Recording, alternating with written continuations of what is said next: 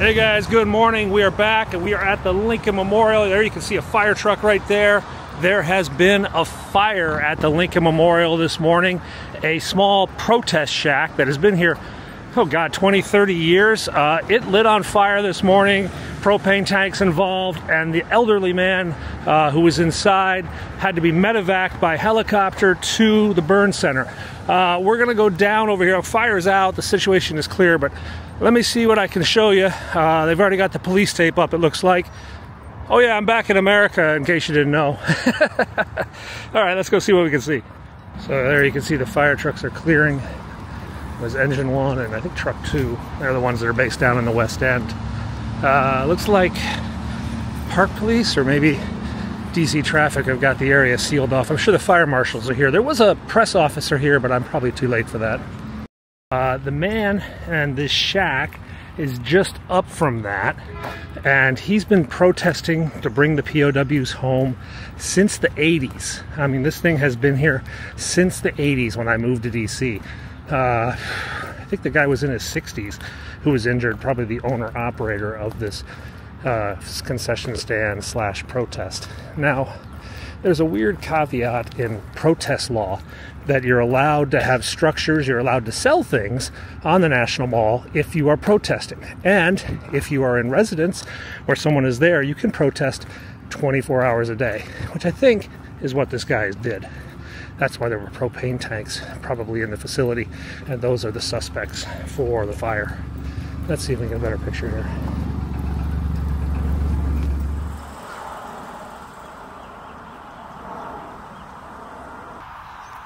Well, they're looking through the remains trying to find out what may have caused this.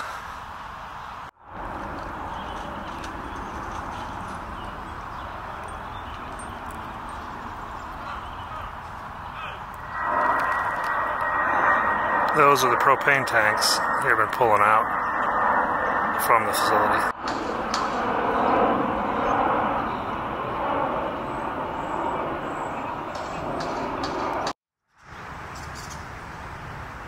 You can see there's a lot of mementos that have been left by families, friends, other Americans, even veterans who served with guys.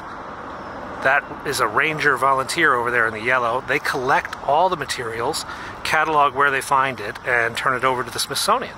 The Smithsonian has a great record of everything that's ever been left at the Vietnam Wall. Okay guys, like I said, one man was injured seriously, life-threatening. He's been taken to the burn center up at Washington Hospital Center.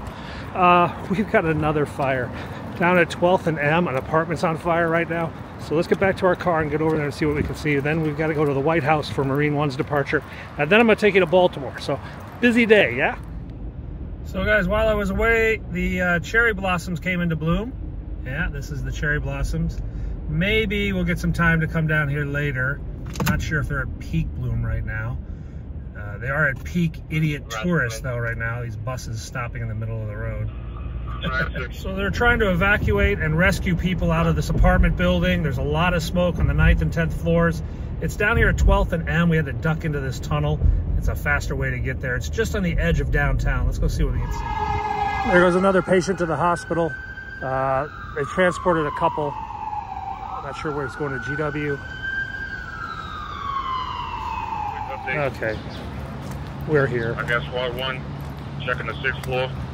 We should be able to, once I get a report, we should be able to shelter that place from 6 down. Engine 5, that's the canteen unit. They brought this is a big fire, so they brought out the recovery unit, rehab unit for the firemen. See which building it is. They're sheltering in place from the 6th floor down. That's run by the Friendship Fire Association, which is a private organization that stocks and maintains the service there.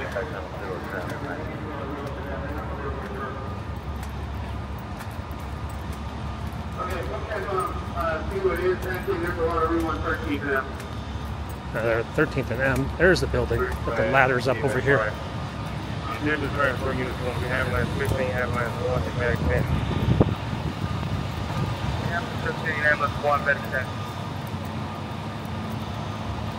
Two-alarm fire. Oh, geez.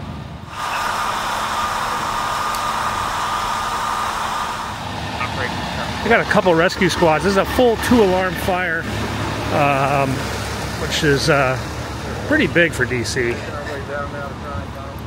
Let's go down around and get back to the press staging area, see what he's going to say about the fire and get some updates. Okay, so this is the staging area for additional resources. They had a lot of them. We're going to make our way over to what's called the media staging area, where they give us briefings and whatnot, and they help get us in to get better photos. Hazmat crews are here, just in case they find something odd in the fire. ATF is here as well, and a whole bunch of other vehicles. Let's go up here, find the press. They get one individual just with breathing. They're bringing down. So I need an EMS unit. Oh, another wounded coming down. I got squad 1 on the 6th floor, even. Engine 4 on the 1st floor, even. Okay. Engine 9 on the 8th floor, even. They're doing accountability checks. Even. Canteen unit is down here. They got up pretty quick. And here's the press officers.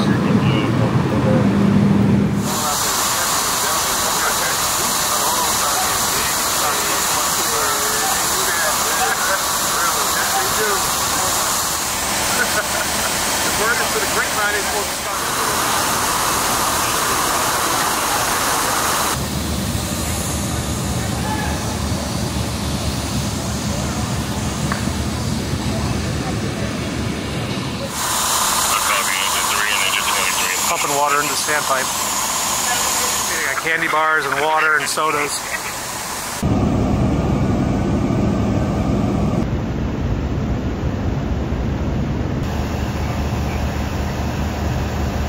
A lot of damage up there.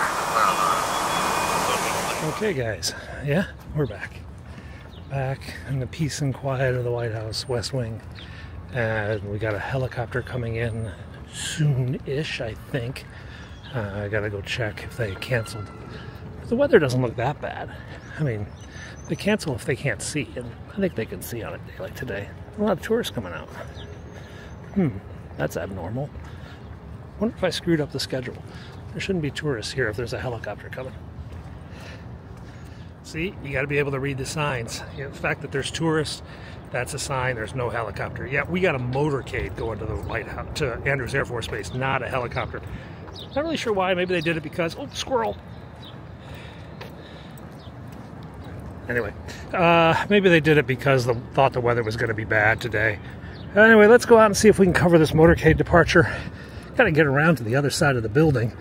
Got about a half hour. Should be able to do it. Oh, there's Fox News.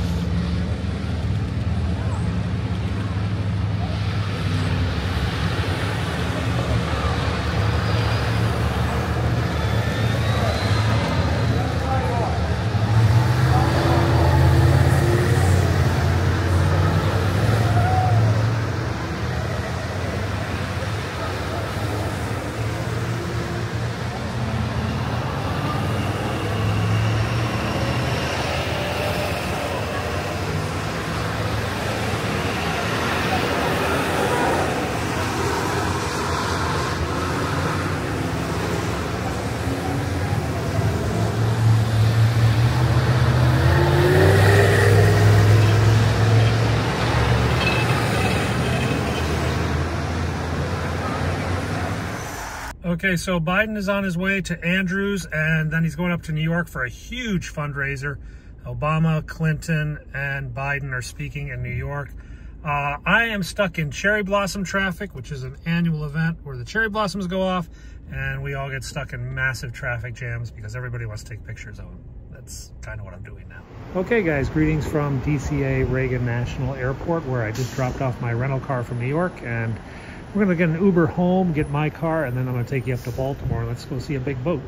Okay guys, greetings from the road to Baltimore, Maryland. We're taking you up to see the boat.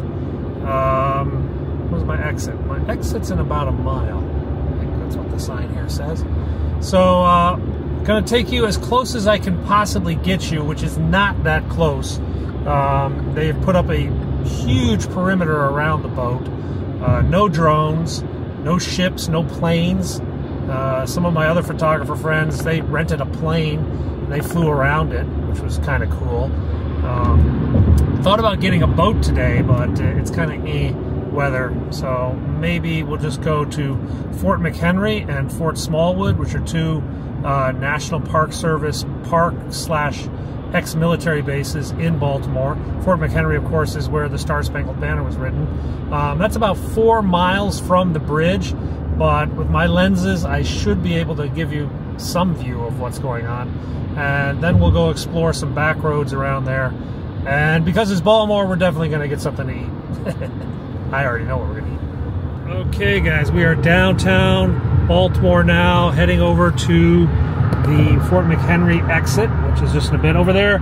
That's Camden Yards and Raven Stadium. You can see there's a plane flying over. There's an opening day for the Baltimore Orioles today. They're at Camden Yards. I think the governor is going to throw out the first pitch. The governor just did a press conference down by the boat, so he's now racing over there. Let's get down to Fort McHenry. All right, we are in Baltimore now. All these small little townhouses left and right here. Making our way down to Fort McHenry, which is at the end of this road, and hopefully we can get a view of the ship from Fort McHenry. Well, we've got cherry blossoms up here in Baltimore as well, not just in DC. Over on my right there, that's Fort McHenry. In the War of 1812, this was the fort that protected the harbor of Baltimore from the invading British troops.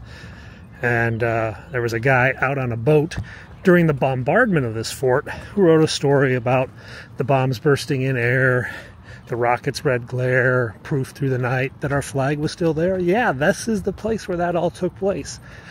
This is Fort McHenry in Baltimore. So we're going to go out and see if we can get a view of the boat from up here. The flag that flew at Fort McHenry is now in the Smithsonian. It's on a special exhibit in the American History Museum right when you walk in. But we should be able to get behind it and see this incident that took place with the bridge, because it's about 4 miles away, but I can see the bridge already off in the distance. So over there you can see some of the port of Baltimore, the inner harbor, which is down by the baseball stadium and all. That's back up to my left. You can see why this protected the inner harbor, and the city of Baltimore was really strategically placed, and they're all trapped now. There is the broken bridge off in the distance. Let's get up our big camera. In fact, over there's a couple landing ships. Those are U.S. military Sealift Command contract ships. They're trapped here. There's about 2 Navy vessels over there. They won't be getting out until this bridge situation is cleared up. What are these cannons? I got some guy over here with a flag. They got cannons up there. We'll go poke in there in a bit, but first things first, you guys want to see this ship. I know that's what you want to see. There it is, off in the distance. I've got a better camera out. That's about 4 miles. I measured it on Google Maps yesterday to the bridge off in the distance there. All right, guys, there's the boat. You can see the bridge was there, and then the bridge part section got knocked down. And then there's some other section that's still there. I wonder if they're going to keep those parts. Just read.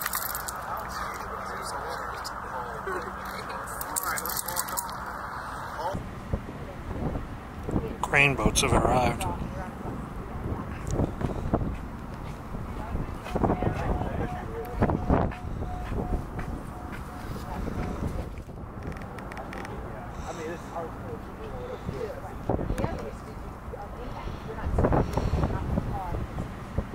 Okay, so The boat is down there, and a couple cranes have just arrived from Virginia, they said. It's hard to see with this camera. We're still going to walk around Fort McHenry here. There's a lot of ships that are stuck in the harbor now. There's a bulk freighter, there's a ro-ro ship. Over there on the other side, I don't know if you can see that big green ship. Maybe I'll get the bigger camera out for you. So that ship, that's a ro-ro, that's the roll-on, roll-off. And that's what they deliver cars with. So a lot of cars from Europe come in, and a lot of cars made in America get shipped out. That's all going to be affected until this bridge gets cleared up. We're going to try to go on the other side of the bridge, down to the south there a few miles, and see what we can see.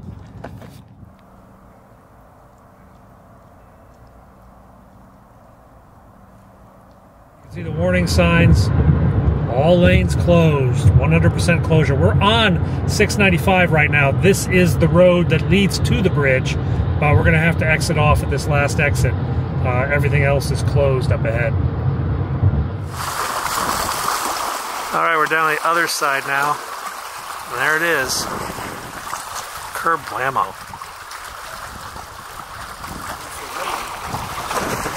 How do you even get out, I wonder?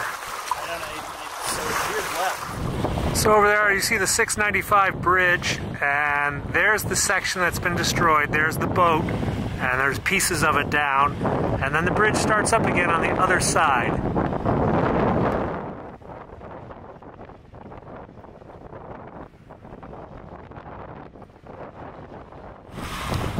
Okay, you guys see that aircraft? That is a NOAA aircraft, National Oceanographic and Atmospheric Administration. That's part of the Hurricane Hunter fleet. That's an aircraft they use to assess hurricane damage. It's got a bunch of cameras inside it. They've been flying loops over and over the bridge for the last hour or so. Hey guys, okay, so, well, the boat is still stuck. It's going to be there a while. Cranes have arrived. Eventually they'll take the thing away. I'm near Baltimore, and everybody thinks Maryland is known for crabs, but Baltimore is known for pit beef. So we're going to go find some pit beef, and then we're going to make our way home because it's 4:18 p.m., and that means to my body it's 4:18 a.m. in the morning. All right, let's go get some food. All right, when they said go to Baltimore to film the ship, my one and only question was, is there pit beef nearby? And there is. Buffalo Bob's, Beefalo Bob's, which I actually ate at the same place when I showed you that ship that got run aground, the Evergreen ship. Anyway, good fries. Look at this. You guys ready for this? I don't think you're ready for this. I'm not ready for this. Maryland, or Baltimore pit beef sandwich. Ooh. I got medium. I was going to get medium rare, but it's really rare. Oh. It's so good. Oh, you come to Baltimore, you got to get a pit beef. Pit beef sandwich. Delicious. Okay guys, I'm home right now, and I wanted to explain to some of the people who live overseas the importance of I-95. I-95 runs up and down the East Coast from Miami to Boston. It is the main route that one would take if you wanted to drive for basically 23 hours from Miami to Boston. And it runs through cities like Charlotte, Washington, D.C., New York, and of course Boston. The bridge in Baltimore is sort of in the middle there, and it has snapped off one of the bypasses around Baltimore City, the faster bypass. So I-95 has an option to go right through the center of Baltimore. You can go on the Fort McHenry Tunnel and then just keep going north. This is great unless there's a baseball game or downtown traffic. So one option is take the Baltimore Beltway to the north side of Baltimore and go around the city, then catch up 95 on the other side. But as you can see, it's kind of the longer option. The other option is to take 695, 95 on the southbound side, crossing the bridge and then heading up. But that's the area that's been affected by this accident. So the location of the bridge is down here by Sparrows Point. The ship crashed there and took out a section about that wide. All of that area is now gone. Not only did this have the effect of closing the road, but it's also closed the port of Baltimore. All these docks and facilities are now unreachable because the bridge damage blocks the route. Okay, guys, so that's my welcome back to Washington tour. Tomorrow, I don't know what I'm going to do, but I hope it's sleep. Unfortunately, the fire trucks just went by. There's a fire call up the street. We may have to go check that out. If not, I'm going to bed for about a day. I will see you guys soon, probably tomorrow.